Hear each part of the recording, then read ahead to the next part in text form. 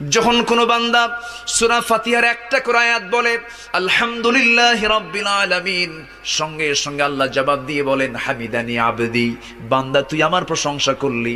আর রহমানির রহিম যখন বলে আল্লাহ বলেন আসনা আলাইয়া আবদি। মালিক ইয়াউমিদ্দিন যখন বলে আল্লাহ বলেন মাজ্জাদানি আবদি। এরপরে যখন বলে ইয়াকা না'বুদু ওয়া ইয়াকা নাস্তাঈন পর্যন্ত যখন বলে আল্লাহ বলেন বান্দারে তুই আমার কাছে কি চাস, প্রাণ খুলে চারে বান্দা।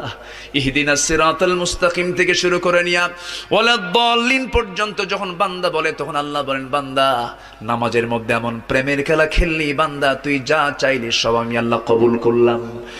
ওই বান্দা যখন রুকুতে যায় আল্লাহ তখন অস্থির হন।